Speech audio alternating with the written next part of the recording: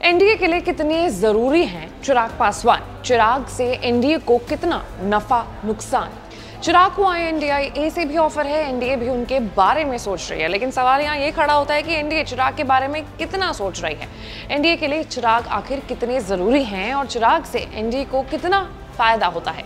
आज बात इसी मुद्दे पर करेंगे। नमस्कार, मैं हूं आशीष सिंह आनंद और आप देख रहे हैं ABP लाइव। तो समझते हैं कि एनडीए के लिए कितने जरूरी हैं चिराग। दरअसल चिराग की पार्टी को हर चुनाव में नहीं भी तो कम से कम 6% का वोट मिलता है। पिछले 2 लोकसभा चुनाव में पार्टी का स्ट्राइक रेट 100% रहा है। 2014 और 19 दोनों चुनाव में पार्टी ने 6 सीटों पर कैंडिडेट उतारा और सभी उम्मीदवार जीते थे।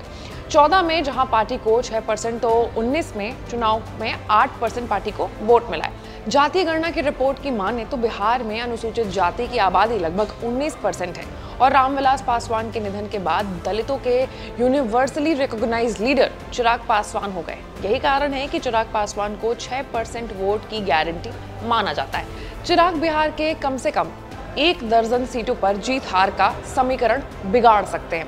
अब देखा जाए तो चिराग फुल बागी मोड में नजर आ रहे हैं, क्योंकि उन्होंने सीट बंटवारा होने से पहले ही 11 सीटों पर अपनी पार्टी के प्रभारी नियुक्त कर दिए हैं।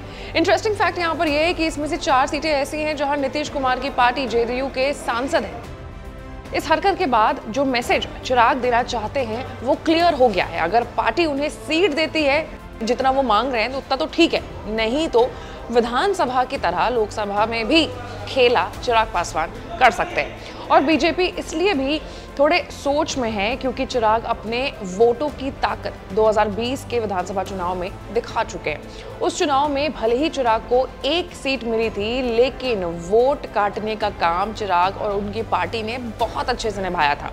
और नाराजगी इस वक्त ऐसी है कि चिराग अभी खुद जीतने से ज्यादा नीतीश को हराने में इंटरेस्टेड नजर आ रहे हैं, क्योंकि उन्होंने वही अपने उम्मीदवार उतारे थे जहां जहां JDU के उम्मीदवार थे।